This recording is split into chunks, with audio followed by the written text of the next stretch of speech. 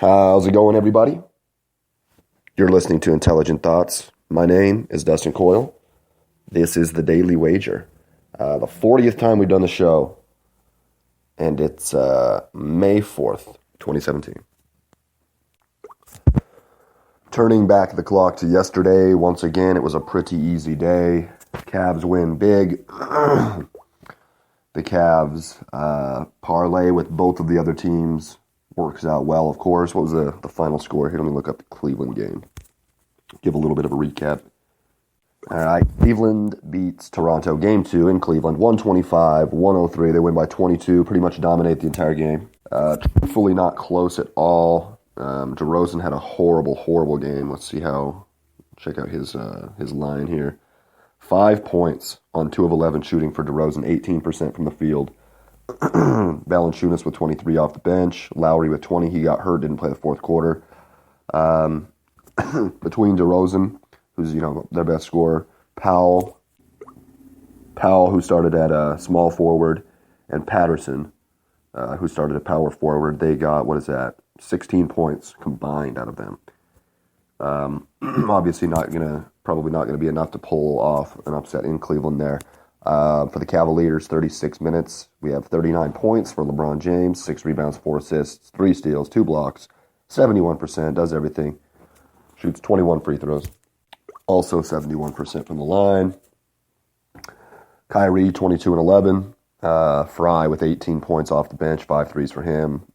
He got hot early. I think he made 3 in the first 5 or 6 minutes of the game. So the Cleveland call on both games, or both days basically, allows the second game to be borderline meaningless. The first time on Monday, I split it up to where I would win the same amount no matter who won.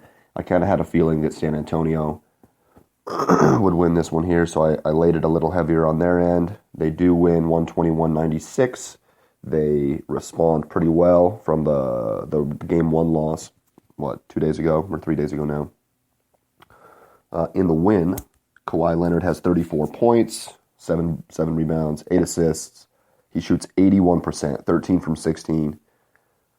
Great game. One of the most efficient games that I've maybe ever seen. I mean, that's like early Kevin Durant Warrior shit. Aldridge, 15 and 8. Tony Parker, 18 points.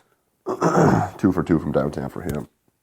In the loss, it's kind of spread pretty evenly here for Houston. James Harden, 13 points, 10 assists, 7 rebounds, 3 for 17 shooting. He shoots 17%. That's actually worse than DeRozan's percentage, which is fucking insane. He still manages to give you 13 points though, whereas DeRozan only gave you 5. Only got to the line 6 times. 6 free throws taken for James Harden. Not the best night for him. Ryan Anderson, the leading scorer for Houston, he makes 4 threes, has 18 points. 7 of 9 shooting overall for him. Capella with 14, Eric Gordon with 15. Just not enough to do it there, so we get a little bit of money on the dual parlay there. I parlayed again today, but honestly, I'd probably say don't. But I didn't do the same style of parlay. We'll get into it. Game 1 of the day, we have 6 o'clock. ESPN. This is going to be Game 3. Boston at the Washington Wizards. Clearly the most hotly contested, at least physically, series so far in the playoffs. I think that I saw more injuries in Game 2 than I have ever seen in a basketball game. Literally so many people going down. Isaiah re-hits his face. Smart hits the back of his head. Horford gets tossed into the crowd. Fucking, I can't even remember more off the top of my head. Otto Porter gets fucking a bloody nose. So much more shit happened. Oubre got hit in the face. More shit too. I mean, there was a real scrap fest between these two teams in Game 2. Game 3, we're in Washington now. This is one of the series where I think home court advantage does a major effect of good for each team. Each team's really good at home and pretty average on the road. I guess more so for Washington. They actually have a losing record on the road, 19-22, whereas Boston is 23-18. They have a winning record on the road at least. Cleveland also, 20-21. They have a losing record on the road. That's interesting. The only road teams with winning records in the East are Boston and Toronto, which is which is pretty fucking odd. I would have definitely expected Cleveland to be there. Cleveland, though, the best home team, the most wins, 31. The only team to hit 31. Otherwise, Washington and Boston both with 30 wins. Clearly, though, that's kind of my point. 30 home wins apiece. Both of them at basically a 3-to-1 win-to-loss ratio at home. You can kind of get what I'm going here. John Wall was magnificent in Game 2. 40 points, like 14 assists or some shit. 16 assists was a shitload. I expect him to go off. I expect Bradley Beal to shoot quite a bit better than he did last time. And I expect Boston to play with a little bit less energy because, I don't know, they're leading the race, if that makes sense. You know what I mean? I feel like they're going to let up a little bit.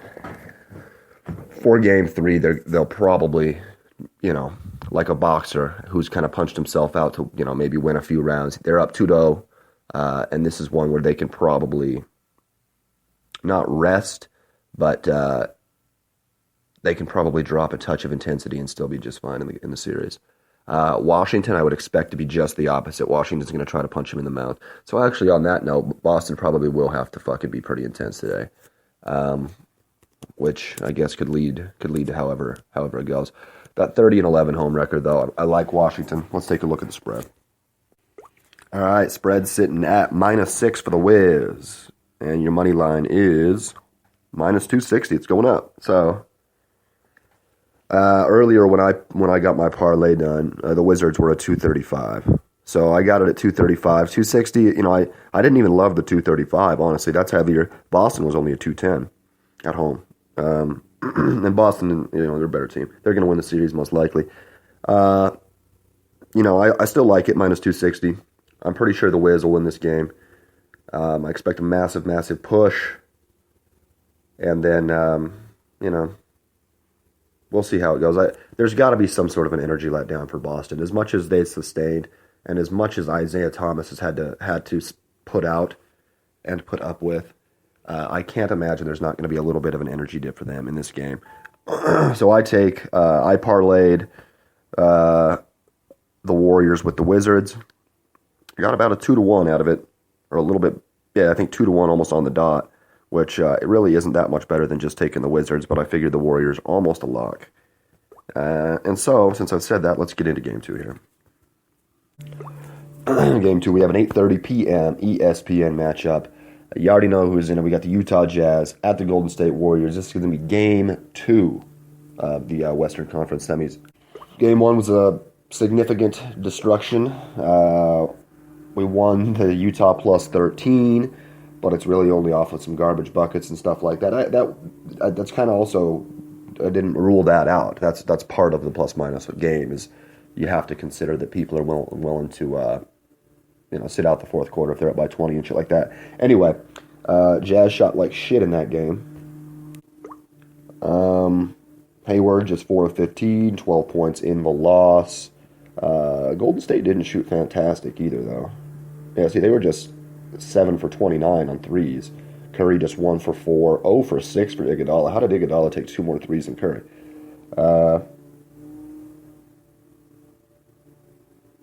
Yeah, that's not gonna. They're gonna make a lot of threes tonight. I actually think that the Jazz will be more competitive tonight. I think that 7-game round 1 series kind of took a shitload out of them, and then it's a pretty daunting task going into Golden State for Game 1, especially ruckus arena there. I use that word too much, but and obviously the Warriors had 7 days off, so they had a significant rest advantage. They get they're the swag. The Warriors are the swag of the NBA, so it's like it's a difficult it's a daunting task to say the least. This isn't going to be any easier, but I think that they're going to have their heads more wrapped up into the game. I think they'll be in it a little bit more. I expect Gordon Hayward to play really well. I expect George Hill to play well on Curry, although I expect Curry to get hot. You already know what I bet on, but let's take a look at the spread here. Spread is 12 points for the Warriors. Paying a lot of juice, though, so that's probably going to move to 12.5 soon. Let me think. And the money line is, let's check that out, I guess. Where you at?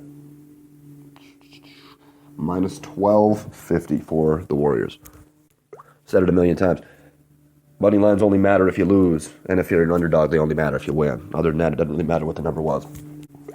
But that's an insane. I mean, you obviously have to calculate some risk in there. I would be, quite surprised if Utah won the game. So, I parlayed, and honestly, I wouldn't do this actually if I was to suggest somebody else do it, but I did because I'm a dumbass. I parlayed Golden State with the Wizards. I had a minus 1,200 though, but minus 1,200 with the minus 235 of the Wizards, and I parlayed those together to get a 2-1. 2-1 payback, assuming they both win. I could obviously hedge that against basically the whole Celtics situation here. I could hedge that against them. If the Celtics get up past 235, if they get to like a 240 or 250, a plus 240 or 250, I probably will hedge that bet and take both sides as far as that goes as well. Until then, though, just sitting around. I like the Wizards at home. I like the Warriors at home today. That's pretty much where we're at. All right, it's 10:20 in the morning. 11 minutes into the podcast. We have finished it up. I hope everybody enjoys the show. I've been enjoying doing it. It's been going pretty well in the playoffs, the NBA playoffs. It's kind of my bread and butter, as you can probably tell, is the NBA. It's going to be real unfortunate come the end of the playoffs where I probably have to take a month or two off. But until, I don't even know. I'm just giving you my life thoughts here. Until later, go put your bets in. Enjoy your day. I love you.